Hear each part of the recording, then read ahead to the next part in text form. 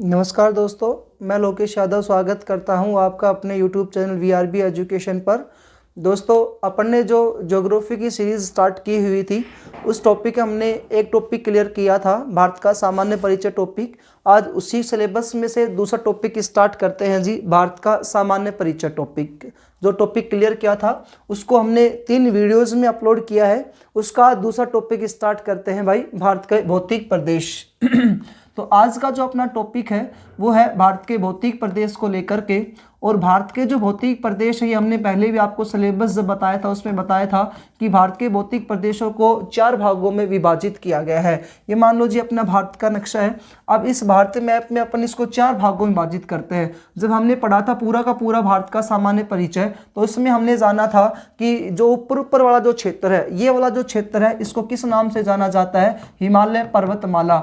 ये भारत के भौतिक प्रदेशों को अपन कितने भागों में विभाजित करके पढ़ते हैं जी? 4 भागों में विभाजित करते हैं। पहला टॉपिक आता है हिमालय पर्वतमाला, यानी कि जो हिमालय पर्वतमाला है, इसका उद्गम जहां से स्टार्ट होता है, समाप्ति कहां पर आएगी, वो सब कुछ जानेंगे। और इसको नीचे से ऊपर से नीचे क्यों लेकर के आया, सब कुछ डिटेल से बताऊंगा, लेकिन एक इसके भाग बना देते हैं। पहला टॉपिक अपना बनता है भारत के भौतिक प्रदेशों में, तो हिमालय पर्वतमाला या उत्तर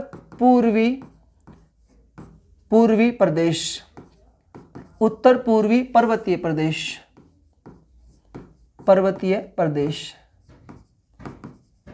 या इसी को अपन कह सकते हैं जी हिमालय पर्वतमाला। अब इस हिमालय से क्या करेंगी? नदियां निकलेंगी जी। अब वो जो नदियां निकलेंगी ना, तो इस साइड वाले जो क्षेत्र है, इसके मैदानी भाग का निर्माण करेंगे। क्या करेंगी? मैदानी भाग का निर्माण करेंगी। तो ये कौन सा भाग बन गया अपना? उत्तर पूर्वी मैदानी प्रदेश, उत्तरी पूर्वी मैदानी प्रदेश पॉइंट आ गया। उत्तर पूर्वी मैदानी प्रदेश। अब दोस्तों, इस उत्तर पूर्वी मैदानी प्रदेश को अपन 3 भागों में विभाजित करके पढ़ेंगे। पहला इसमें भाग आएगा सिंधु सतलज मैदानी प्रदेश, सिंधु सतलज मैदानी प्रदेश। ये जो सिंधु सतलज का मैदानी प्रदेश है ना, इसको अपन 6 नदियों में बांट करके पढ़ते हैं। यानी कि पहला उत्तरी पूर्वी मैदानी प्रदेश है, ये नदियां जो होंगी यहाँ से निकल करके आ रही है ना हिमालय से, इन नदियों से एक मैदानी भाग का निर्माण होगा। अब कुछ नदियां अभी आगे पढ़ेंगे कि ये बंगाल की खाड़ी में गिरती है, अरब सागर में गिरती है, खंबात की खाड़ी में गिरती है, वो सब कुछ आपको डिटेल वाइज पढ़ाऊंगा।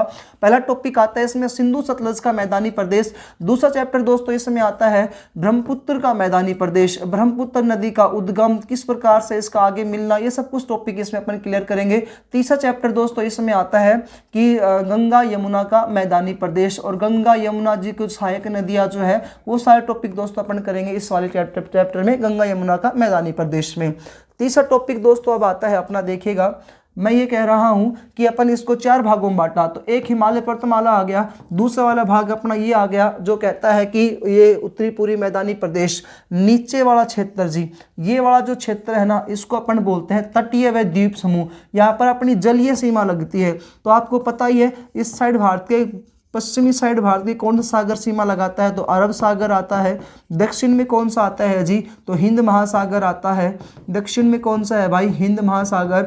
और पूर्व में एक खाड़ी आती है जिसका क्या नाम आता है जी? बंगाल की खाड़ी। तो इस प्रकार से अपन इस चैप्टर को 3 भागों में विभाजित करके पढ़ेंगे। तो पहला आता है बंगाल की खाड़ी जो पश्चिमी साइड आती है, हिंद महासागर, अरब सागर। तो ये जो अपन है ना द्वीप है यहाँ पर, इस साइड, यहाँ पर आपने पढ़ा भी होगा अंडमान निकोबार द्वीप समूह। तो ये अंडमान निकोबार द्वीप समूह के बारे में पढ़ेंगे। यहाँ पर अरब सागर में 36 द्वीप आता है, ये द्वीप समूह वाला पॉइंट है। और एक आता है तटीय सीमा, तो कहता है तटीय व द्वीप समूह पॉइंट। तो भारत के भौतिक प्रदेशों का तीसरा पॉइंट आता है तटीय व द्वीप समूह। ये जो तटीय सीमा, मैंने भारत के सामान्य परिचय में अच्छे से आपको इसके बारे में डिस्कस किया भी है कि भारत के सामान्य परिचय टॉपिक में कि तटीय सीमा कितनी है, 6100 किलोमीटर है। अगर द्वीपों को जोड़ दूं, यहाँ के द्वीपों को जोड़ दूं, तो दोस्त ये आ जाएगी 7516.6 किलोमीटर आ जाएगी। ये कितने देशों के साथ आती है, कितने राज्य लगाते हैं, कितने यूटी लगाते हैं, सब कुछ आपके सामने डिस्कस किया है तो तटीय द्वीप समूह टॉपिक को। अगला टॉपिक आता है जी भारत भौतिक प्रदेशों का। अब बच गया हमारे सामने ये वाले अंदर वाला जो क्षेत्र है, ये वाला क्षेत्र। अब यहां से दोस्तों कुछ नदियों का प्रवाह क्षेत्र, पहाड़ों पठार भाग आते हैं, तो इनको अपन बोलते हैं दक्षिण का प्रायद्वीपीय पठारी प्रदेश, दक्षिण का प्रायद्वीपीय पठारी प्रदेश। तो इस प्रकार से दोस्तों इस हिमालय पर्वतमाला, नदीय तंत्र, प्रायद्वीपीय पठारी प्रदेश, तटीय व द्वीप समूह, तो 4 भागों में अपन इसको बांटेंगे। पहला उत्तर का पर्वतीय प्रदेश, दूसरा नदियों वाला भाग तो पूरी मैदानी प्रदेश, तीसरा ये वाला पॉइंट आ गया जिसमें से मध्य भारत या दक्षिणी भारत की जो पहाड़ पर्वत है उनका प्रदेश, इसमें से कुछ नदियां आएंगी जो कंटिन्यू आपको बताता जाऊंगा। चौथा आता है जी इसमें तटीय व द्वीप समूह वाला पॉइंट। तो ये 4 भागों में भारत के भौतिक प्रदेशों को अपन बांटते हैं। ठीक है जी, तो स्टार्ट करते हैं पहले वाले टॉपिक को, उत्तर पूर्वी या उत्तर पर्वतीय प्रदेश वाले चैप्टर को। यहां तक आपको समझ में आया। आज का जो हेडिंग है वो अपना है भारत के भौतिक प्रदेश। कितने भागों में विभाजित किया? 4। उत्तर का पर्वतीय प्रदेश, हिमालय पर्वतमाला पढ़ना है, हिमालय से निकलने वाली नदियां दूसरे वाले पॉइंट में पढ़ना है। तीसरा कहता है दक्षिण का जो है ये पठारी प्रदेश, ये वाला चैप्टर आएगा। चौथा कहता है तटीय व द्वीप समूह वाला पॉइंट है भाई। स्टार्ट करते हैं आज उत्तर पूर्वी पर्वतीय प्रदेश। जितने भी क्वेश्चंस हैं दोस्तों आपके एग्जाम्स के लिए सारे कंटिन्यू आपको इसमें मिलेंगे। तो उत्तर का जो पर्वतीय प्रदेश है इसी को अपन कह सकते हैं कि ये इसमें आएगा हिमालय पर्वतमाला। तो इसी चैप्टर में दोस्तों अपन कौन सी पर्वतमाला पढ़ेंगे? हिमालय पर्वतमाला, हिमालय पर्वतमाला जी। ठीक है, देखिएगा ये कहता है कि पूरे विश्व में एक ही महासागर था, जिस महासागर का क्या नाम था? पैंथालासा महासागर। पूरे विश्व में एक ही महासागर था जिसका क्या नाम था? पैंथालासा महासागर। तो करोड़ों वर्ष पूर्व की बात है, लगभग 11 करोड़ वर्ष पूर्व या इससे पहले की बात हो सकती है। तो करोड़ों वर्ष पूर्व पैंथालासा महासागर था पूरे विश्व में। और ये पैंथालासा महासागर जिसके चारों तरफ फैला हुआ था वो एक महाद्वीप था जिसका नाम था पैंजिया महाद्वीप। कौन सा महाद्वीप था जी? पैंजिया महाद्वीप। पूरे विश्व में एक ही महासागर पैंथालासा महासागर था और एक ही महाद्वीप था जिसका नाम था पैंजिया महाद्वीप। इस पैंजिया महाद्वीप के बिल्कुल मध्य में से यहाँ पर एक सागर बनना स्टार्ट होता है। उसका क्या नाम आता है भाई? टेथिस सागर। क्या नाम है जी? टेथिस सागर। ये क्या करती? दोनों साइड से नदियां निकलती दोनों महाद्वीपों से, और ये दोनों जो महाद्वीपों से नदियां निकलती यानी कि पैंजिया महाद्वीप 2 भागों में बट गया कुछ समय बाद। तो दोनों नदियां क्या करती? यहाँ पर रोड़े, कंकर, पत्थर, मिट्टी का है ना या जमाव करने लगी। कौन से भाग पर? टेथिस सागर वाले भाग पर। तो यहाँ पर जमाव करने लगी और यही भूभाग कुछ समय बाद, कुछ करोड़ समय बाद कालांतर में क्या हुआ? ये दृढ़ मजबूत भूभाग में बनकर के यहाँ पर क्या हो गया? तैयार हो गया। तो आपसे क्वेश्चन पूछेगा हिमालय पर्वतमाला किसका अवशेष है या किसके अवशेष पर बना हुआ है? तो आंसर क्या आ जाएगा? टेथिस सागर के अवशेष पर बना हुआ है। टेथिस सागर के अवशेष पर किसका निर्माण हुआ है? हिमालय पर्वतमाला का निर्माण हुआ है। अब यही पैंजिया महाद्वीप जो उत्तरी भाग है ना, ये नाम जाना जाता है अंगारा लैंड। ये किस नाम से जाना जाता है?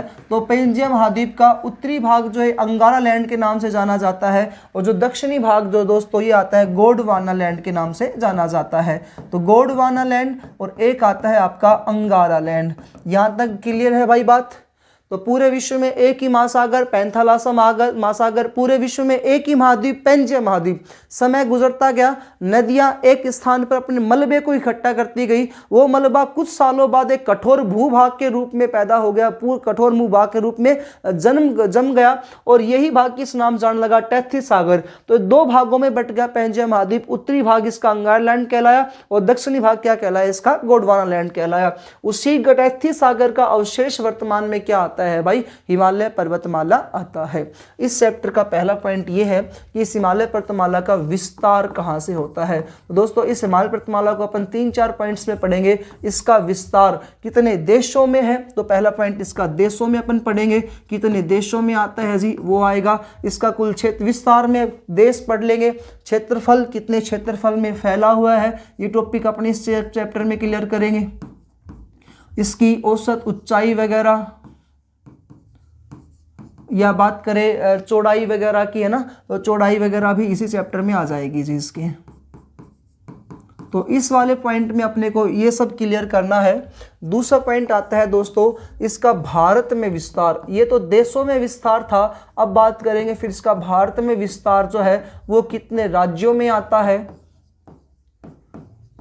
राज्य में कितने में है, यूटी में कितने में आता है जी, क्योंकि यूटी भी तो है ना अपने, राज्य में कितने में आता है, यूटी में कितने में आता है। इसके अलावा कहाँ कहाँ से स्टार्ट होगा, कहाँ पर एंडिंग होगी, कहाँ इसकी सबसे ऊंची चोटियाँ वगैरह आती है, वो वाला पॉइंट इसमें पढ़ेंगे। तीसरा आएगा जी इसके विशेषताओं के आधार पर, विशेषताओं के आधार पर देखो पॉइंट टू पॉइंट अपने को पढ़ना है। ये विशेषताओं के आधार पर हिमालय का वर्गीकरण, विशेषताओं के आधार पर हिमालय का वर्गीकरण, या अपन इसको ऊंचाई के आधार पर भी बोल सकते हैं या इसके निर्माण काल के आधार पर भी बोला जा सकता है। तो विशेषताओं के आधार पर हिमालय का जो वर्गीकरण है इसको अपन है ना 4 भागों में बांट करके पढ़ते हैं। तो ये एक तरीके से क्या आ गया कि हिमालय पर्वतमाला के प्रकार। तो दोस्तों इसके प्रकार जो है वो 4 प्रकार से आता है। तो हिमालय के प्रकार हेडिंग हो सकता है ये आपके, तो हिमालय के प्रकार। सबसे पहले इस चैप्टर में अपन पढ़ेंगे ट्रांस हिमालय को।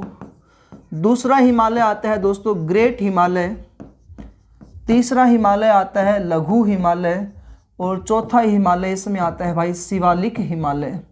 तो इस वाले चैप्टर को अपन इस प्रकार से 4 भागों में बांट के पढ़ेंगे पॉइंट टू पॉइंट। अगला आता है जी हिमालय की घाटियाँ।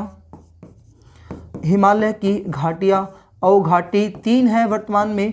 अवघाटी किसे कहते हैं, तो 2 पहाड़ों के मध्य या 2 पर्वतमालाओं के मध्य के जो बीच का जो स्थान होता है वो क्या कहलाता है, घाटी कहलाता है। उसके बाद 5वां पॉइंट इसमें अपन देखेंगे कि हिमालय के दर्रे, ये आपको पता ही है, बहुत इंपॉर्टेंट पॉइंट है। और एक लास्ट पॉइंट इस टॉपिक में अपना आएगा कि नदियों के आधार पर, नदियों के आधार पर, नदियों के आधार पर हिमालय का वर्गीकरण। तो ऊपर तो अपन ने पढ़ा था विशेषताओं के आधार पर हिमालय का वर्गीकरण, और अब की बार किसका आ गया जी, नदियों के आधार पर हिमालय का वर्गीकरण। दोस्तों हिमालय पर्वतमाला टॉपिक जरूर पढ़ा रहा हूं, लेकिन एक सिस्टमैटिक तरीके से एक अच्छी समझ के साथ आपको पढ़ाने की कोशिश कर रहा हूं। तो हिमालय पर्वतमाला चैप्टर को इस प्रकार से मैं 6 खंडों में बांट करके पढ़ाऊंगा, 6 प्रकार से बांट के पढ़ाऊंगा। जैसे मैंने सामान्य परिचय टॉपिक है ना, उसको भी 4-5 टॉपिक्स में बांट करके पढ़ाया है। नामकरण पढ़ाया, रियासतों का विलय पढ़ाया, राज्यों का पुनर्गठन पढ़ाया, सीमाएं जो स्थल जलीय सीमा पढ़ाई फिर आपको मैंने।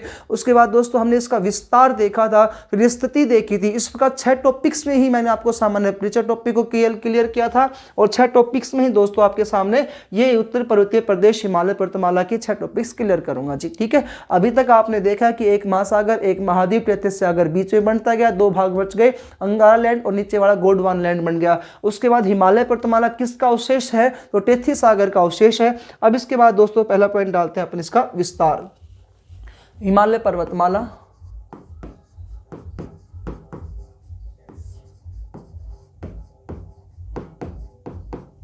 हिमालय पर्वतमाला। दोस्तों इस हिमालय पर्वतमाला जो है इसे क्या कहा जाता है, तो आप देखिएगा इस हिमालय पर्वतमाला को पर्वतराज कहा जाता है। इसे क्या कहेंगे, पर्वतों का राजा। जितने भी राजा, जितने भी पर्वत है, इन पर्वतों में सबसे श्रेष्ठ कौन है, तो पर्वतों का राजा किसे कहा जाता है, हिमालय को कहा जाता है। इसकी जो दोस्तों ये जो हिमालय पर्वतमाला है ये उत्तरी भारत जो अपना महाद्वीप है, यानी कि अपन एक भारत जो है इसको उप महाद्वीप की संज्ञा दी जाती है। तो भारतीय उप महाद्वीप को, भारतीय उप महाद्वीप को, भारतीय उप महाद्वीप को मध्य एशिया से, यह जो हिमालय है भारतीय उपमहाद्वीप को मध्य एशिया से व तिब्बत से क्या करता है, अलग करता है, तिब्बत से अलग करता है। कौन सा, हिमालय पर्वतमाला। तो अलग कौन करेगा, तो मध्य एशिया व तिब्बत से अलग कौन करेगा, वो भारतीय उपमहाद्वीप को हिमालय करता है, अलग करता है। अब एक हुए भारत के शेक्सपियर, जिन्हें कालिदास कहा जाता है। उन कालिदास ने तो हिमालय पर्वतमाला को यहाँ तक की कह दिया, कालिदास ने, जो भारत के शेक्सपियर जिन्होंने 7 ग्रंथ लिखे हैं दोस्तों, उन्होंने कहा कि ये पृथ्वी का मानदंड है। कालिदास ने हिमालय को क्या कहा है, पृथ्वी का मानदंड, पृथ्वी का मानदंड कहा है? किसने कहा है? तो कालिदास ने हिमालय पर्वतमाला को पृथ्वी का मानदंड बताया। ये पर्वतराज है, इसे पृथ्वी का स्वर्ग भी कहा जाता है। पर्वतराज आए, पृथ्वी का स्वर्ग नाम आए, कुछ भी आए आपके सामने, जहां पर हिमालय की विशेषता जो मिल जाए वो आप कौन सा करोगे? हिमालय पर्वतमाला पढ़ेंगे जी। ये जो आध्यात्मिक ध्रुव का मुख्य केंद्र है, पृथ्वी का स्वर्ग है, भारतीय आध्यात्मिक ध्रुव का मुख्य केंद्र है।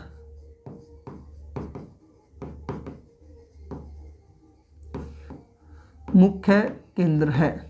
तो ये आपके पॉइंट याद रखिएगा। हिमालय के बारे में पर्वतराज है, इसको पृथ्वी का मानदंड बताने वाले कालिदास है, इसी को पृथ्वी का स्वर्ग कहा जाता है, आध्यात्मिक ध्रुव का मुख्य केंद्र है। जो भारत जो है, इस भारत को मध्य एशिया से और ऊपर तिब्बत से अलग कौन करता है? तो कौन सा करता है जी? ये भारतीय हिमालय पर्वतमाला करता है। पॉइंट देखिएगा, पॉइंट टू पॉइंट चलते हैं। ये किसके अवशेष पर बना हुआ है? तो हिमालय पर्वतमाला किसके अवशेष पर बना है जी? तो ये टेथी सागर के अवशेष पर बना है। ये अभी हमने जान ही लिया, ये टेथी सागर के अवशेष पर बना हुआ है। दूसरा पॉइंट है, हिमालय पर्वतमाला का निर्माण कौन से युग में हुआ? तो दोस्तों हमने जब अरावली पर्वतमाला पढ़ाई थी, अभी इसके बारे में थोड़ा सा मैंने आपको जानकारी पहले दी थी सामान्य पृथ्वी चैप्टर में। तो देखिएगा 3 प्रकार के युग चलते हैं। तो प्राथमिक जो युग था उसमें अरावली पर्वतमाला का निर्माण हुआ था। इसका निर्माण आता है तृतीयक युग में, तृतीयक युग में। तो थर्ड जो युग है उसे कहा जाता है सेनोजाइक काल। सेनोजाइक काल में हिमालय का निर्माण हुआ है। तो पृथ्वी के सेनोजाइक काल या तीसरे युग में, थर्ड युग में किसका निर्माण हुआ है? हिमालय पर्वतमाला का निर्माण हुआ है। बात करें हिमालय पर्वतमाला के विस्तार कितने देशों में है? तो विस्तार देश देखिएगा, विस्तार देश, तो विस्तार देशों की जो संख्या है दोस्तों वो आती है 7। कितने देशों में आता है जी? 7 देशों में आता है। तो सबसे पहले इसका विस्तार आता है अफगानिस्तान से। कहाँ से आता है भाई? अफगानिस्तान से। तो अफगानिस्तान से हिमालय पर्वतमाला का उद्गम होता है, यहाँ से इसका विस्तार प्रारंभ होता है। अफगानिस्तान के बाद दूसरा दोस्तों इसमें जाता है पाकिस्तान वाले क्षेत्र में। कौन से पे गया? पाकिस्तान वाले क्षेत्र में। पाकिस्तान के बाद दोस्तों भारत में प्रवेश करता है। सर्वाधिक जो इसका विस्तार आता है कौन से देश में आता है? तो भारत में आता है। भारत के बाद दोस्तों इसका विस्तार जाएगा चीन वाले क्षेत्र में। कौन से में है जी? चीन। चीन के बाद भाई नीचे थोड़ा सा नेपाल वाले क्षेत्र में आता है, तो नेपाल वाले क्षेत्र में इसका विस्तार है। उसके बाद भूटान वाले क्षेत्र में इसका विस्तार आता है, और फिर है नीचे म्यांमार वाले क्षेत्र में, म्यांमार वाले क्षेत्र में। और म्यांमार के बाद ये भारत के अंडमान निकोबार द्वीप समूह में जाकर के समाप्त हो जाता है। तो आपसे क्वेश्चन पूछ रहा है कि इसका विस्तार कितने देशों में? तो ऑप्शन कितने हैं? 7 देश। अफगानिस्तान में, पाकिस्तान में, भारत में, चीन में, नेपाल में, भूटान में और म्यांमार में। तो इसका विस्तार कुल कितने देशों में आया? 7 देशों में आया। अगला पॉइंट कहता है कि कुल कितने क्षेत्रफल में फैला हुआ है? कुल क्षेत्रफल, तो दोस्तों इसका कुल क्षेत्रफल आता है 5,95,000 वर्ग किलोमीटर। कितने किलोमीटर में फैला हुआ है जी ये? तो 5,95,000 वर्ग किलोमीटर में फैला हुआ है हिमालय पर्वतमाला। इसकी औसत जो ऊंचाई, औसत का अर्थ होता है लगभग ऊंचाई, तो औसत जो ऊंचाई है वो कितनी आती है? तो दोस्तों औसत जो ऊंचाई आती है इसकी वो 6100 के मीटर, 6000 या 6100 मीटर के आसपास इसकी औसत ऊंचाई आती है। चौड़ाई और देखते हैं इसकी चौड़ाई।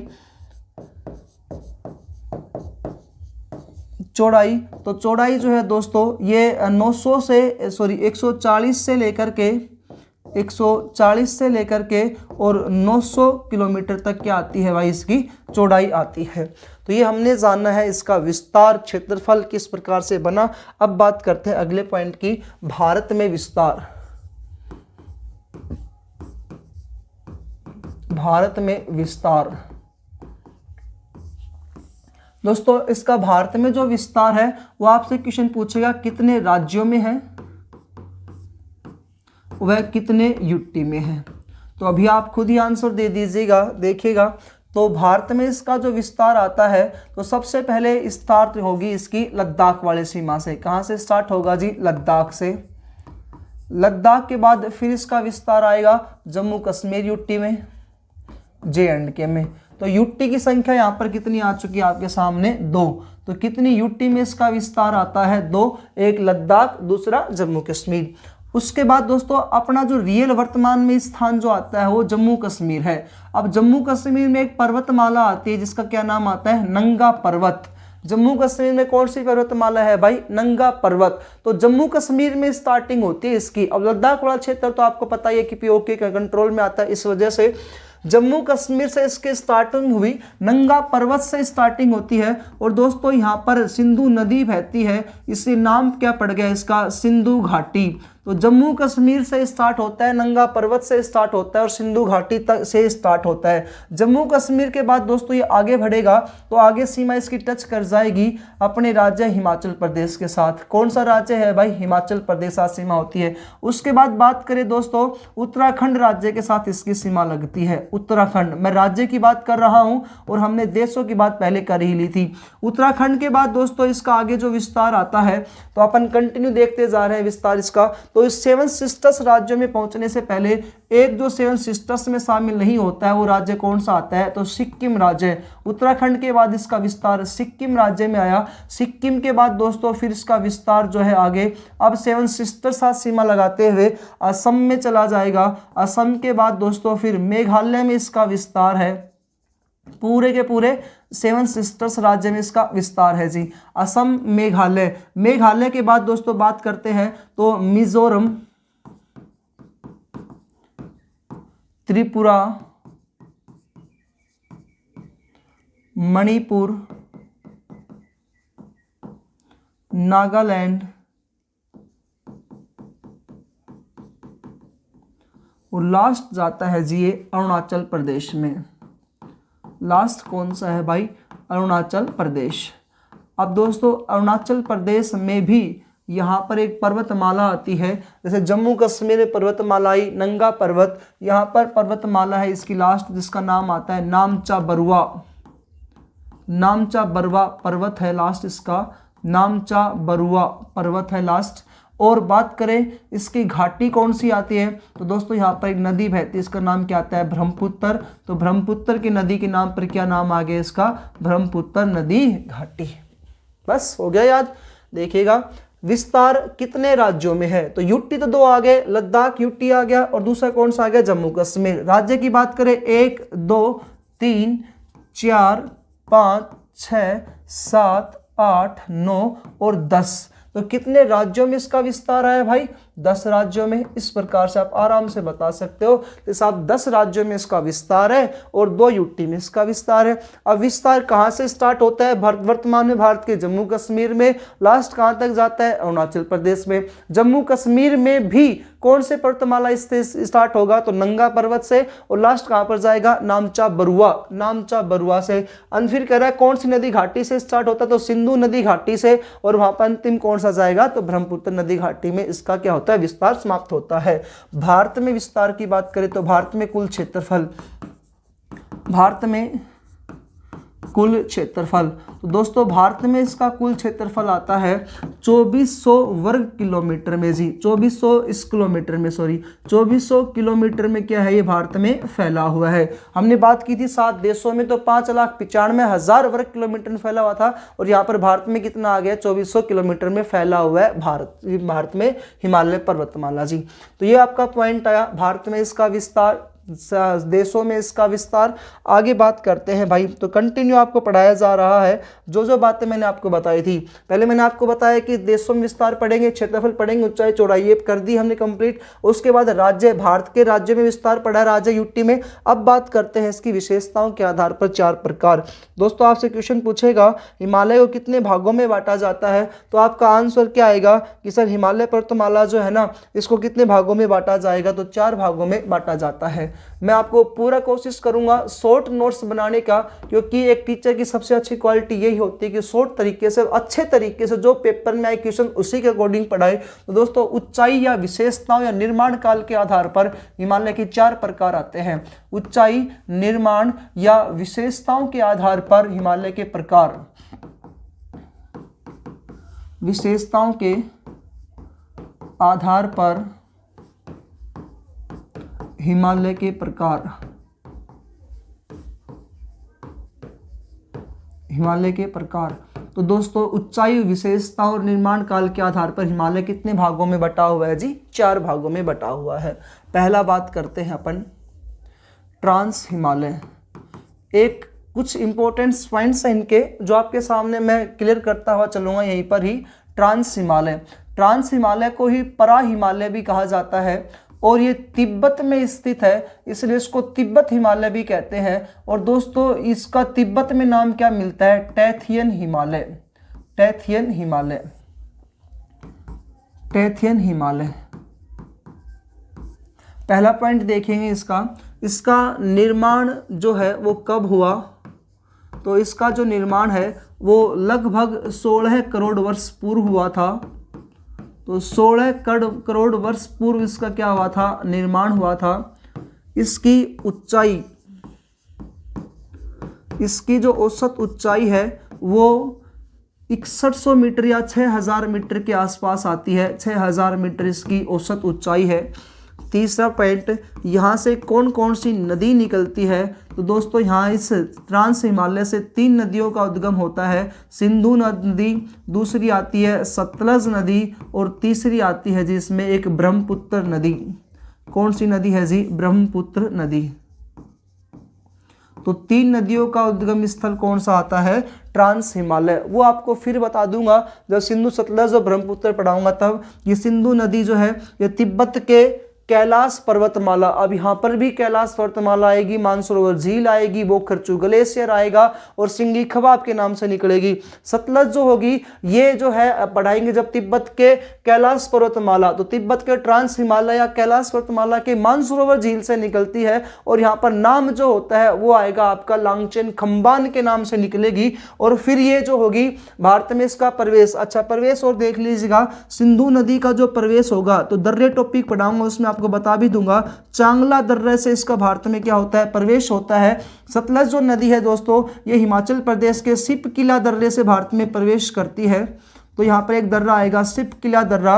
और ब्रह्मपुत्र नदी का जो प्रवेश होता है वो यांग्याप दर्रा से होता है जो अरुणाचल प्रदेश में होता है। तो ये जो तीनों नदियाँ हैं ना, ये दर्रा हिमाचल प्रदेश का है और ये दर्रा है जो वर्तमान में लद्दाख वाले क्षेत्र में है जी, जहाँ पर 2 जल विद्युत परियोजनाएं लगा रखी हैं, चुट्टक और निम्बो बोझगा। देखिएगा मैं ये कह रहा हूँ कि ट्रांस हिमालय से 3 नदियों का उद्गम हुआ, सिंधु नदी, सतलज नदी, ब्रह्मपुत्र नदी। वो बात अलग है किस नाम से निकलेंगी, लांगचेन खम्बान के नाम सतलज निकलेगी, सिंगी खबाब के नाम से सिंधु निकलेगी और चोमोलुंगदुंग ग्लेशियर से निकलती है ये वाली नदी यारलेंग सांगपो के नाम से। तो वो अलग पॉइंट है, अच्छे से डिटेल वाइज पढ़ेंगे सिंधु नदी तंत्र में उसमें। तो यहाँ से इतना से याद रखना कि सिंधु नदी तंत्र का भारत में प्रवेश या नदियों का उद्गम स्थल जो होता है ट्रांस हिमालय से होता है। नेक्स्ट पॉइंट इंपॉर्टेंट है दोस्तों, यहाँ पर विश्व का सबसे बड़ा युद्ध स्थल मौजूद है जिसका नाम आपने सुना भी होगा, सियाचिन ग्लेशियर। तो यहाँ पर एक ग्लेशियर है, तो ग्लेशियर कौन सा आता है यहाँ पर? सियाचिन ग्लेशियर, सियाचिन ग्लेशियर यहाँ पर है जी। ग्लेशियर का नाम है सियाचिन ग्लेशियर। जितने भी इंपॉर्टेंट पॉइंट्स हैं वो आपके सामने आपके पेपर में मिलेंगे और अपनी इसी स्लाइड से मिलेंगे भाई, इसी टॉपिक वाइज मिलेंगे, इसी वीडियो से मिलेंगे। सियाचिन ग्लेशियर विश्व का सबसे ऊंचा युद्ध स्थल है, सबसे ऊंचा युद्ध स्थल है, क्योंकि भाई ये ग्लेशियर जो है ये आपको पता ही है भारत चीन के बीच में तिब्बत वाले क्षेत्र में स्थित है। विश्व का सबसे ऊंचा ग्लेशियर कौन सा आता है? तो यहाँ पर ये आता है। उसके बाद बात करते हैं दोस्तों अपन कि ये जो तिब्बत वाला जो क्षेत्र है ना, इस तिब्बत वाले क्षेत्र में अब बात करेंगे कि यहाँ पर तिब्बत वाला जो हिमालय है इस पर जो पहाड़ पर्वतमालाएँ आती है उनको देखिएगा जी। तो सबसे ऊपर एक पर्वतमाला गुजर रही है जिसका क्या नाम आता है? तो काराकोरम पर्वतमाला, काराकोरम पर्वतमाला। तो सबसे ऊपर एक पर्वतमाला आती है, यानी कि ट्रांस हिमालय को भी 4 भागों में विभाजित कर रहा हूं। सबसे ऊपर कौन सी आती है? काराकोरम पर्वतमाला। उसके बाद दोस्तों दूसरी पर्वतमाला आती है जिसका क्या नाम आता है? लद्दाख पर्वतमाला। तीसरी फिर एक आती है जी जिसका नाम आता है जोस्कर पर्वतमाला।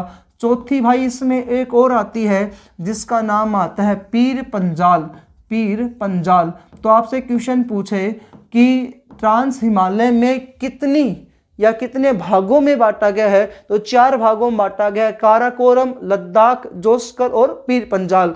अब इनकी विशेषताओं के बारे में अपन जानेंगे कि काराकोरम जो है उस पर एक पर्वतमाला भी है और एक दर्रा भी बसा हुआ है जो काराकोरम दर्रा है, जो सबसे ऊंचा दर्रा है भाई, ठीक है। अगला लद्दाख वाला जो क्षेत्र है यहां पर आपने सुना भी है, तो कैलाश पर्वतमाला, कौन सी पर्वतमाला आती है, कैलाश पर्वतमाला आती है, जिस पर आज तक कोई भी चढ़ नहीं पाया, तो कैलाश पर्वतमाला। तो जितनी भी इनकी विशेषता है उनको अपन आगे देखिएगा। तो अभी तक आपने पढ़ा है कि इसका हिमालय का नाम क्या आता है। नाम के बाद दोस्तों अपन ने पढ़ा इसका निर्माण, ऊंचाई, और ऊंचाई के बाद कुछ इसकी विशेषताएं। तो विशेषताओं को दोस्तों अपने जाना है। एक पॉइंट और देखिएगा, ग्लेशियर सियाचिन ग्लेशियर जो है ये नुब्रा घाटी में स्थित है। कौन सी घाटी में स्थित है, नुब्रा घाटी में, नुब्रा घाटी में स्थित है।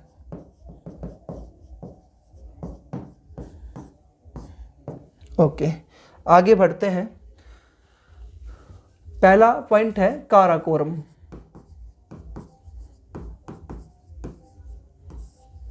काराकोरम पर्वतमाला। दोस्तों इस काराकोरम पर्वतमाला का पहली विशेषता तो ये आती है कि यहाँ पर एक सबसे ऊंची चोटी, तो विश्व की नहीं कह रहा, भारत की सबसे चोटी, विश्व की दूसरी सबसे ऊंची चोटी, जिसका क्या नाम आता है, K2, या इसी का नाम है गोडविन आस्टीन। K2 या गोडविन आस्टीन जो है ये भारत की, K2 या गोडविन आस्टीन 8611 मीटर ऊंची है। ये भारत की सबसे ऊंची चोटी है, भारत की सबसे ऊंची चोटी है। दूसरा पॉइंट, ये विश्व की दूसरी सबसे ऊंची चोटी है, विश्व की दूसरी सेकंड जो है सबसे ऊंची चोटी है। अब दोस्तों हिमालय पर्वतमाला को 4 भागों में बांटा पढ़ने। एक तो है ट्रांस हिमालय, दूसरा हमने बताया था कि इसमें आएगा बीच वाले ग्रेट हिमालय, तीसरे पे आता है फिर वर्ध लघु हिमालय, चौथे पे आता है इसमें शिवालिक हिमालय। तो जो ट्रांस हिमालय है ना, यहाँ पर एक चोटी आती है, उसका क्या नाम आता है, K2 या गोडविन आस्टीन चोटी आती है। ये भारत की तो सबसे ऊंची चोटी है, लेकिन वर्तमान में कहाँ पर स्थित है, पीओके में स्थित है। तो पाकिस्तान अधिकृत कश्मीर वाले क्षेत्र में आती है, तो वर्तमान में कहाँ पर आती है, पीओके में आती है। अब भारत वाले जो होते हैं कहते हैं कि जम्मू कश्मीर जब भारत का है तो लद्दाख भी भारत का ही है, क्योंकि लद्दाख जो था जम्मू कश्मीर रियासत के नीचे आता था और हरि सिंह राजा ने धारा 370 के तहत इसको भारत में मिला लिया था। इसके बाद कह रहा है कि तो गोडविन आस्टीन जिसको पीओके कंट्रोल में आती है, लद्दाख वाले क्षेत्र के अंतर्गत आता है, जिसे पाकिस्तान अधिकृत क्षेत्र में आता है, कश्मीर वाले क्षेत्र में। तो काराकोरम पर्वत जो है पे K2 गोडविन आस्टीन चोटी है। यहीं पर ग्लेशियर आता है अपना सबसे बड़ा ग्लेशियर, जिसका क्या नाम आता है जी, सियाचिन ग्लेशियर। ये याद रखिएगा आप यहाँ से, सियाचिन ग्लेशियर। तीसरा पॉइंट दोस्तों अपन बात करें कि यहाँ पर सबसे ऊंचा पर्वतमाला, सबसे पर्वतमाला के ऊपर सबसे ऊंचा पर्वत वो दर्रा भी है, काराकोरम दर्रा।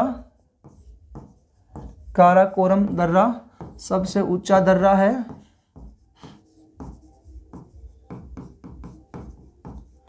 अब भाई ये जो K2 गोडविन आस्टीन है ना, इसे कहा जाता है मध्य एशिया या तिब्बत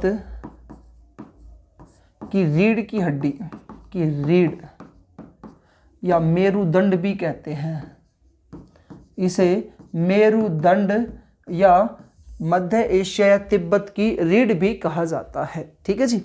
अगला पॉइंट देखिएगा, इस काराकोरम पर्वत पर या जो ट्रांस हिमालय है, इस ट्रांस हिमालय पर, ट्रांस हिमालय में काराकोरम, लद्दाख और एक कैलाश झील पर्वतमाला है, पर्वतमालाएं हैं। झील और पूछे तो झील का नाम आप बता दीजिएगा, मानसरोवर झील। मानसरोवर झील भी यहीं पर स्थित है जी। ठीक है भाई। तो इस प्रकार से आपको याद हुआ होगा काराकोरम पर्वत के बारे में। अब जो अपन ने पढ़ रहे हैं ट्रांस हिमालय, तो इसमें ट्रांस हिमालय में ही एक पर्वतमाला आया था काराकोरम, जो उसके ऊपर स्वरूपरोपी है वो हमने बता दिया। विशेषता नंबर 5, यहाँ सदा क्या जमी रहती है? बर्फ जमी रहती है, सदा बर्फ जमती है। 2 हिमालय ऐसे आएंगे जिन पर हमेशा क्या होगी? बर्फ जमी रहेगी, तो सदा बर्फ जमी रहती है। अगला पॉइंट देखिए दोस्तों, जो अगला पॉइंट आता है K2 गॉडविन ऑस्टिन वाला, ये सबसे ऊंची चोटी कौन से पर आ गई? काराकोरम पर्वत पर आ गई। यहीं पर सियाचिन ग्लेशियर आ चुका है। लद्दाख वाले में आता है कैलाश पर्वतमाला आती है, और कैलाश पर्वतमाला वह है जिस पर आज तक कोई चढ़ नहीं पाया, और एक मानसरोवर झील आती है जी। तो ये हमने पढ़ा है ट्रांस हिमालय के बारे में। विशेषताओं के आधार पर हिमालय के 4 प्रकार आए। पहला हम पढ़ चुके हैं ट्रांस हिमालय। परा हिमालय भी नाम है, ऊंचाई पर स्थित हिमालय है, लगभग 6000 मीटर की ऊंचाई पर स्थित है। 16 करोड़ वर्ष पूर्व इसका निर्माण हुआ था।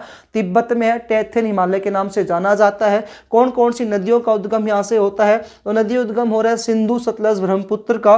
कौन कौन से दर्रे से भारत में प्रवेश करती है? तो एक चांगला दर्रा लद्दाख का, सिपिकला दर्रा, यांगयाप दर्रा अरुणाचल प्रदेश का। इस प्रकार से दर्रे से क्या करती है? भारत में प्रवेश करती है जी। दूसरे हिमालय की अपन बात करें ट्रांस हिमालय के बाद, तो दूसरा हिमालय हमारे सामने आता है ग्रेट हिमालय। ग्रेट को हिंदी में बोलते हैं महान हिमालय। यहाँ पर ज़्यादा हिम पड़ती है, इसलिए इसको बोलते हैं हिमाद्री हिमालय। हिमाद्री हिमालय, ग्रेट महान हिमाद्री हिमालय है भाई ये। अब इसी को अपन बोल सकते हैं सर्वोच्च हिमालय। सबसे ऊंचा जो हिमालय है ना वो ये है। अभी मैं आपको कह रहा हूं कि सर 4 हिमालय है भाई। कितने हिमालय? 4 भागों में बांटा। तो इससे पहले ट्रांस को बांटा है हमने।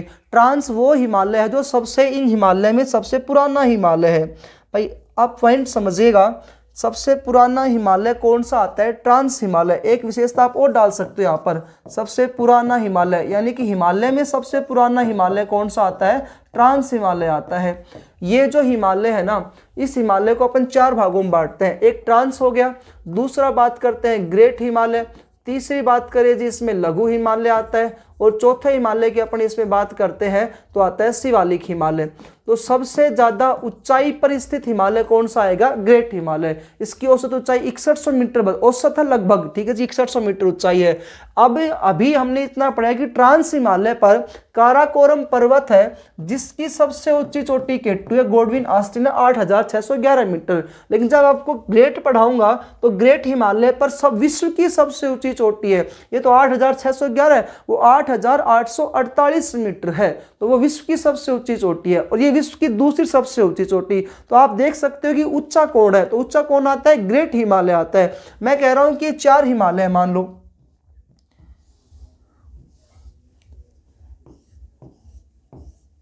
ये 4 हिमालय।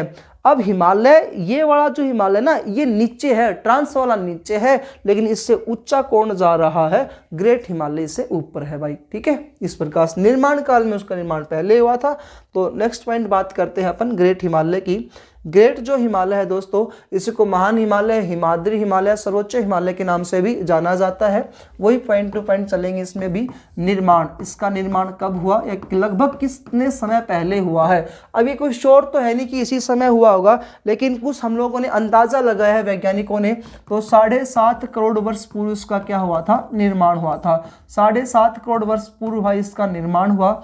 इसकी औसत जो ऊंचाई है, इसकी औसत जो ऊंचाई बताई जाती है दोस्तों, वो कितनी इसकी औसत ऊंचाई है? तो आप जब औसत ऊंचाई के बारे में देखते हो 6000 थी, ये कितनी आती है? 6100 मीटर की ऊंचाई है। यहाँ से नदियों का उद्गम होता है, तो 2 नदियों आप याद रखिएगा, गंगा नदी और यमुना नदी। तो गंगा व यमुना नदियों का यहाँ से क्या होता है भाई? उद्गम होता है। अगला पॉइंट बात करें तो जैसे हमने उसमें जाना था कि निर्माण, ऊंचाई, नदी को, फिर उसके बाद अपनी विशेषताओं पे आगे थे। तो दोस्तों इसकी जो विशेषताएं हैं, उन विशेषताओं में अपन देखेंगे कि ये जो विशेषताएं हैं, इन विशेषताओं में इनका विस्तार देखिएगा आप। तो क्या देखना है आपको? विस्तार। तो मैं विस्तार पॉइंट को यहाँ पे डालता हूँ। चौथा पॉइंट है इसका विस्तार। विस्तार कहाँ से कहाँ तक चलता है दोस्तों? ग्रेट हिमालय का जो विस्तार है ना, वो स्टार्ट होगा जम्मू कश्मीर से, और जम्मू कश्मीर में पर्वतमाला आएगी नंगा पर्वत। जम्मू कश्मीर में कौन सी आएगी, नंगा पर्वत। जम्मू कश्मीर से स्टार्ट हुआ, जम्मू कश्मीर में ही दोस्तों फिर उसके बाद जाता है ये उत्तराखंड में। तो उत्तराखंड में यहाँ पर आपको स्थान याद रखना है बंदरपूछ। इसी बंदरपूछ से एक नदी निकलती है यमुना नदी, है ना, बंदरपूछ। बंदरपूछ के बाद दोस्तों आपको याद रखना है फिर आगे कि पर्वतमाला आती है कामेट पर्वतमाला। कौन सी आएगी, कामेट। कामेट, बंदरपूछ, कामेट। उसके बाद आगे देखिएगा फिर आता है नंदा देवी। नंदा देवी। अब ये जो तीनों आए ना, बंदरपूछ, कामेट और नंदा देवी, ये तीनों कहाँ पर आते हैं, तो उत्तराखंड वाले राज्य में। क्या है कि आपसे पश्चिम से पूर्व इनका क्रम पूछेगा, ठीक है जी, पश्चिम से पूर्व क्रम पूछेगा।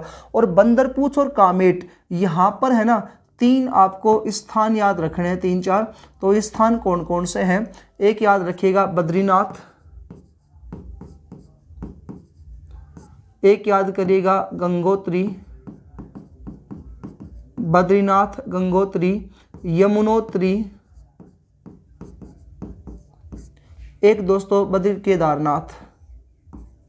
तो किन के बीच में स्थित है ये, तो बंदरपूछ और कामेट जो पर्वतमाला है ना, इनके बीच में स्थित आते हैं कौन कौन से, बद्रीनाथ, केदारनाथ, गंगोत्री, यमुनोत्री। उसके बाद दोस्तों इसका विस्तार जो है वो नेपाल वाले देश में जाता है। तो नेपाल में दोस्तों जो इसका विस्तार स्टार्टिंग होता है वो विस्तार आता है कैला धौलागिरी से लेकर के, कहाँ पर, धौलागिरी। तो सबसे पहले आएगा धौलागिरी, फिर है अन्नपूर्णा, फिर है मंसालू, अन्नपूर्णा, ये चोटियों का पश्चिम से पूर्व क्रम पूछेगा जी, मंसालू। और मंसालू के बाद फिर आता है गौरी शंकर, गौरी शंकर, फिर है भाई छऊ, और छऊ के बाद आप याद रखिएगा सबसे ऊंची चोटी, ये नेपाल में ही है सारे के सारे वाले, जिसका नाम है माउंट एवरेस्ट। Mount Everest. अब आपको पता है माउंट एवरेस्ट जो है ये विश्व की सबसे ऊंची चोटी है, विश्व की सबसे ऊंची चोटी है।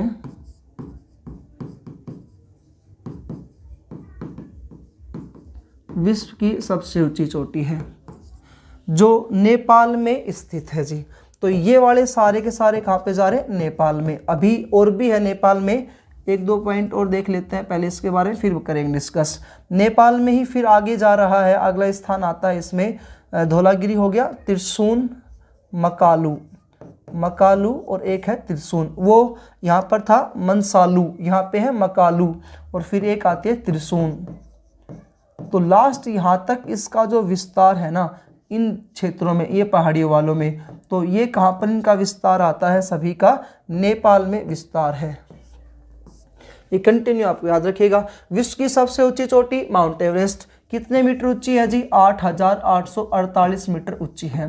नेपाल में इसे कहा जाता है सागरमाथा। नेपाल में इसी का क्या नाम आता है भाई, सागरमाथा, जिसका अर्थ होता है पृथ्वी का स्वर्ग। जिसका अर्थ क्या है, पृथ्वी का स्वर्ग। और हमने आपको पहले ही बताया था कि हिमालय पर्वतमाला जो है ना, इसे पृथ्वी का स्वर्ग भी कहा जाता है, पृथ्वी का स्वर्ग भी कहते हैं। दूसरा पॉइंट बात करें जी, तिब्बत में चोमोलुंगमा के नाम से भी जाने जाती है ये। तिब्बत में इसे क्या कहा जाता है, चोमोलुंगमा, चोमोलुंगमा के नाम से भी जानी जाती है, जिसका अर्थ होता है राजा। ओके, अब 1-2 पॉइंट और देखेगा। ये जो माउंट एवरेस्ट है, इस पर चढ़ने वाले जो प्रथम जो व्यक्ति थे उनके नाम पूछेगा, प्रथम भारतीय का नाम पूछेगा, या प्रथम महिला का जो नाम है वो भी आपसे पेपर में पूछता है। तो माउंट एवरेस्ट जो पर्वतमाला है, इस पर प्रथम चढ़ने वाले व्यक्ति का नाम था एंडम हिलेरी और तेंजिंग शेरपा। एंडम हिलेरी प्रथम व्यक्ति माउंट एवरेस्ट पर चढ़ने वाले, एंडम हिलेरी, एंडम हिलेरी जो अमेरिका के थे, और इनके साथ एक भारतीय और गए थे जिनका नाम था तेंजिंग शेरपा, तेंजिंग शेरपा। और ये दोनों एक साथ गए थे, कब गए थे, 1951 में गए थे। बात करें प्रथम महिला की, माउंट एवरेस्ट पर चढ़ने वाली प्रथम महिला, तो आपको सबको पता है इनका नाम है, भारतीय मूल की थी, बछेंद्री पाल। और ये कब गई थी? तो 1984 में गई थी जी। इतना आपको याद करना पड़ेगा नेपाल की माउंट एवरेस्ट वाली चोटी से। उसके बाद दोस्तों इसका जो इसके बाद स्थान आता है सिक्किम राज्य में। अभी ये थोड़ा सा आगे और जा रही है, ये तो इसके बारे में तक ही जाना था। बात करें सिक्किम राज्य में, सिक्किम में यहाँ पर चोटी आती है जिसका नाम आता है कंचनजंगा, कंचनजंगा। और ये जो कंचनजंगा जो चोटी है ना, ये भारत में पूर्णतः है या भारत में पूर्ण रूप से स्थित भारत की सबसे ऊंची चोटी है। भारत में भारत की सबसे ऊंची चोटी, भारत में स्थित भारत की सबसे ऊंची चोटी। भाई बिल्कुल भी कंफ्यूज मत होना, वहां मैंने लिखा था भारत की सबसे ऊंची चोटी K2, यहाँ मैंने लिखा विश्व की सबसे ऊंची चोटी। और अब कह रहा हूं भारत में स्थित या पूर्ण रूप से भारत की सबसे ऊंची चोटी कंचनजंगा सिक्किम में है। वो इसलिए लिख रहा हूं क्योंकि वो 8,611 मीटर जो वो थी वो K2 गोल्डनास में POK में आती है, और कंचनजंगा सिक्किम राज्य में आती है जो है 8,596 मीटर, 8,596 मीटर। यहाँ लिख देता हूँ 8,596 मीटर। इसी का पर्वतमाला, इसी ग्रेट हिमालय पर्वतमाला का विस्तार लास्ट और जाता है, और लास्ट सिक्किम के बाद जाता है ये अरुणाचल प्रदेश में, अरुणाचल प्रदेश में। और यहाँ पर इसका नाम क्या आता है जी? नामचा बरुआ, नामचा बरुआ। तो लास्ट स्थान इसका आता है नामचा बरुआ, अरुणाचल प्रदेश में। हुआ जी याद? इतना आपको याद करना है ग्रेट हिमालय में। ग्रेट हिमालय निर्माण 7.5 करोड़ वर्ष पूर्व हुआ, ऊंचाई 6100 मीटर, नदी गंगा यमुना नदी का उद्गम स्थल। यहाँ से स्टार्टिंग नंगा पर्वत से स्टार्ट होता है। अरुणाचल प्रदेश नामचा बरुआ लास्ट स्थान है। फिर ये यूके में गई तो उत्तराखंड वाले क्षेत्र में बंदरपूछ, कामेट, नंदा देवी, ये 3 स्थान मिले इसके। यहाँ से उत्तराखंड से बंदरपूछ और कामेट वाला जो स्थान है इसके अंतर्गत बद्रीनाथ, केदारनाथ, गंगोत्री, यमुनोत्री, ये 4 धाम यहाँ पर स्थित है। उसके बाद धौलागिरी, अन्नपूर्णा, मनसालू, गौरीशंकर, छयू, और इसके अलावा माउंट एवरेस्ट, मकालू, त्रिशूल, ये नेपाल में स्थित है। ये जो माउंट एवरेस्ट जो है विश्व की सबसे ऊंची चोटी 8,848 मीटर, नेपाल में सागर माथा के नाम जानी जाती है, और तिब्बत में चोमोलुंगमा के नाम जानी जाती है। प्रथम चढ़ने वाले एंडम हिलेरी और तेंजिंग शेरेपा, ये दोनों चढ़े थे, भारतीय थे, अमेरिका के थे, 1951 में चढ़े थे। प्रथम महिला बछेंद्री पाल थी, 1984 में चढ़ी थी। मकालू, त्रिशूल के बाद फिर आती है कंचनजंगा। कंचनजंगा कौन से राज्य में आती है? सिक्किम में आती है, भारत में स्थित भारत की सबसे ऊंची चोटी है। फिर नामचा बरुआ अरुणाचल प्रदेश में इसका लास्ट स्थान आता है जी। आगे कुछ पॉइंट्स और देख लेते हैं। तो आपने देखा कि सर्वाधिक तीर्थ स्थल कहां पर मिले, तो तीर्थ स्थल जो मिले हैं वो इसी चोटी पर मिलते हैं। तीर्थ स्थल जो मिले यहीं पर मिले। जम्मू कश्मीर के तीर्थ स्थल आपने अमरनाथ जरूर सुना होगा, वो भी इसी पर आता है। एक आपने सुना होगा जोशीमठ, तो वो कहां पर आता है जी? जम्मू कश्मीर में है। अमरनाथ, जोशीमठ जम्मू कश्मीर के, बद्रीनाथ, केदारनाथ, गंगोत्री, यमुनोत्री उत्तराखंड में है, तो यहाँ पर आते हैं। अगला पॉइंट देखिएगा दोस्तों, सर्वाधिक जो पर्यटन जो केंद्र आते हैं, तो तीर्थ स्थल ये हो गए। उसके बाद बात करते हैं अपन, तो तीर्थ स्थल जो होते हैं यहाँ पर पाए जाते हैं। ये आपका एक पॉइंट था, इस वाला पॉइंट कंप्लीट हुआ ग्रेट हिमालय का। ग्रेट हिमालय के बाद करते हैं छोटा सा पॉइंट और लेते हैं आपका लघु हिमालय, इसी को बोलते हैं लेजर हिमालय। मध्य में है तो जी मध्य हिमालय या मिडिल हिमालय।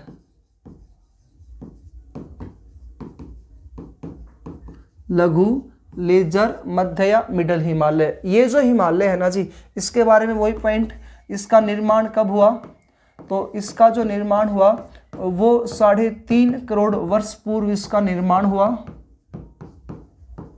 3.5 करोड़ वर्ष पूर्व इसका निर्माण हुआ। इसकी ऊंचाई, तो ऊंचाई जो है इसकी 3700 से लेकर के 4500 मीटर की इसकी ऊंचाई है। 4500 मीटर इसकी ऊंचाई है। नेक्स्ट पॉइंट, यहाँ पर कोई नदी नहीं है, यहाँ पर कोई नदी भी नहीं है, लेकिन पॉइंट क्या है कि यहाँ पर सर्दियों में, वहाँ दोनों में हमने पढ़ा था कि सर्दियों में बर्फ जमती है। यहाँ पर सर्दियों में बर्फ जमती है, सर्दियों में बर्फ जमती है, लेकिन गर्मियों में, लेकिन गर्मियों में बर्फ़ पिघल करके, गर्मियों में बर्फ़ पिघल करके घास के मैदान का निर्माण करती है, घास के मैदान का निर्माण करती है। सर्दियों में बर्फ़ जमती है और जो ग्लेशियर होते हैं वो पिघलते हैं और गर्मियों में घास के मैदान का क्या करते हैं, निर्माण करते हैं, घास के मैदान का निर्माण करते हैं। और ये जो घास के मैदान है, इन घास के मैदानों को क्या कहा जाता है, जम्मू कश्मीर में कहते हैं सोनमर्ग। ये बड़े अच्छे घास के मैदान हैं, सुंदर दिखते हैं, लोग घूमने के लिए जाते हैं, पर्यटन केंद्र है इनका क्षेत्र का, सोनमर्ग, गुलमर्ग। और उत्तराखंड में दोस्तों इनको कहा जाता है बुग्याल, और एक नाम आता है प्यार। तो बुग्याल या प्यार इनका नाम आता है। अगली विशेषता देखते हैं लघु हिमालय की। ये जो लघु हिमालय जो है, यहाँ पर सबसे ज़्यादा पर्यटन केंद्र जो है वो भी यहीं पर है, पर्यटन केंद्र, जैसे शिमला, मनाली, कुल्लू। तो शिमला, मनाली, कुल्लू कहाँ पर है, हिमाचल प्रदेश में। दार्जिलिंग, ये दार्जिलिंग कहाँ पर आता है, तो आप जानते हो पश्चिमी बंगाल वाले क्षेत्र में। उसके बाद बात करें तो रानीखेत, अल्मोड़ा, रानीखेत, रानीखेत, अल्मोड़ा, नैनीताल, और एक है जी मसूरी। ये सारे कहाँ पर आते हैं, तो उत्तराखंड वाले क्षेत्र में। रानीखेत, अल्मोड़ा, नैनीताल, मसूरी ये यहाँ पर आ गए। शिमला, मनाली, कुल्लू आ गए। जम्मू कश्मीर की ओर देखिएगा, श्रीनगर और पहलगांव, ये क्षेत्र आते हैं आपके J&K के। अब दोस्तों ऊपर जो वाला जो क्षेत्र था, यानी कि जहाँ सदा बर्फ जमती है, कौन कौन सा, ट्रांस हिमालय, ग्रेट हिमालय, वनस्पतियाँ है ही नहीं, पेड़ पौधे नहीं है, यहाँ पर पेड़ पौधे आएंगे। तो आपसे सर्वाधिक वनस्पति वाला क्षेत्र कौन सा है, तो सर्वाधिक वनस्पति वाला हिमालय कौन सा आता है, तो यही है आपका सर्वाधिक वनस्पति वाला हिमालय। कौन सा है, तो लघु हिमालय है। अगले बात करें, ये होगी 4 विशेषताएं, 5वीं होगी 6ठी विशेषता बात करते हैं कि यहाँ पर नुकीले, नुकीले कोणधारी, नुकीले कोणधारी व मुलायम वृक्ष पाए जाते हैं। मुलायम क्या पाए जाते हैं जी, पेड़ पाए जाते हैं, पेड़ पाए जाते हैं, जिनका नाम आपके पेपर में पूछेगा चीड़, देवदारू, स्फूर्स, जूनिफर आदि। चिड़, देवदारू, स्फूर्स, जूनिफर, फर आदि यहाँ पर क्या पाए जाते हैं जी, पेड़ पाए जाते हैं। तो सर्वाधिक जो पर्यटन केंद्र यहाँ पर है, सर्वाधिक मुलायम नुकीले कोणधारी वन पाए जाते हैं, घास के मैदानों का निर्माण होता है वो यहाँ पर है। और लास्ट टॉपिक आता है जी इसमें शिवालिक हिमालय। तो हिमालय को अपन ने 4 भागों में बांटा था और लास्ट हिमालय का प्रकार आता है शिवालिक हिमालय, को ही सब हिमालय कहा जाता है, या इसी का नाम क्या आता है जी, उप हिमालय। ये शिवालिक हिमालय जो है विश्व का सबसे नवीनतम पर्वतमाला है, विश्व की नवीनतम वलित पर्वतमाला। मैंने आपको बताया था कि पूरे विश्व में सबसे पहले कौन सी पर्वतमाला का निर्माण हुआ था, तो पूरे विश्व में सबसे पहले अरावली बनी थी। और सबसे नई कौन सी बनती है, हिमालय। और हिमालय में भी सबसे नई कौन सी बनती है, तो शिवालिक हिमालय है। इसका निर्माण कार्य जो है वो 1.5 करोड़ वर्ष पूर्व हुआ था। तो 1.5 करोड़ वर्ष पूर्व इसका क्या हुआ जी, निर्माण हुआ। 1.5 करोड़ वर्ष पूर्व इसका निर्माण हुआ।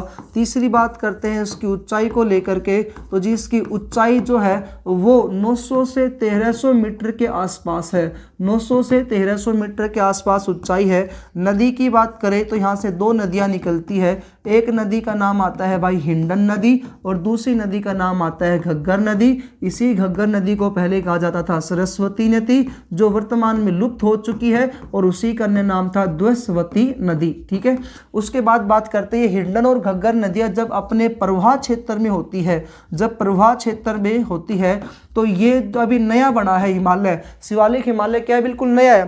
तो नया है तो जब प्रवाह क्षेत्र में बहती है तो इसको काटती फाटती हुई बढ़ती है, यहाँ से काटा फिर आगे बढ़ी, फिर काटा फिर आगे बढ़ी। तो ये अपरदन से युक्त कौन सा हिमालय आता है, शिवालिक हिमालय। हिंडन में घग्गर नदी प्रवाह क्षेत्र में, अब हिंडन जब नदियां गुजरती है तो तेज प्रवाह के साथ गुजरती है तो इसको काटती फाटती चलती है। प्रवाह क्षेत्र में शिवालिक को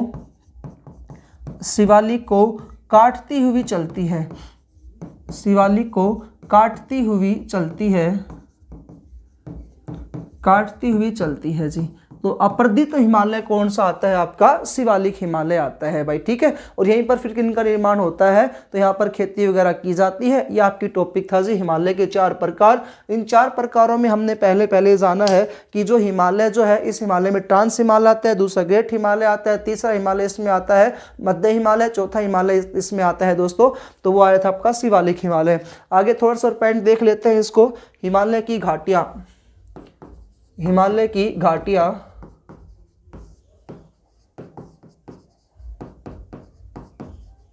हिमालय की घाटियाँ आराम से याद हो जाएंगे दोस्तों। यदि आपको प्रकार याद हो गए तो ये भी आराम से याद हो सकते हैं।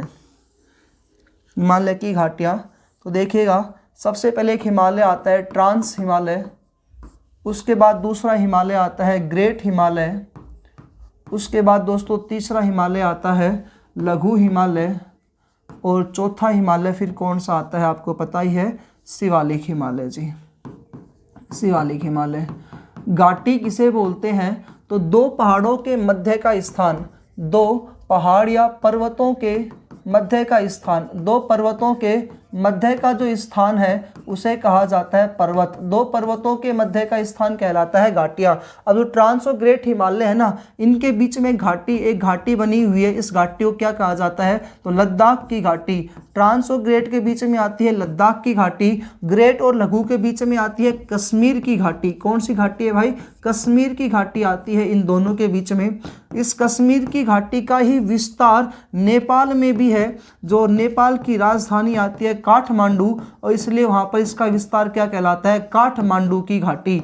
तो कश्मीर घाटी का ही विस्तार कहाँ पर है, नेपाल में, काठमांडू घाटी के नाम से जाना जाता है। दूसरा बात करें, इसका विस्तार हिमाचल प्रदेश में भी है, और तीसरा दोस्तों उत्तराखंड में भी है। हिमाचल प्रदेश में इसी घाटी को, कश्मीर की घाटी को ही कहा जाता है कांगड़ा की घाटी। क्या नाम है भाई, कांगड़ा की घाटी।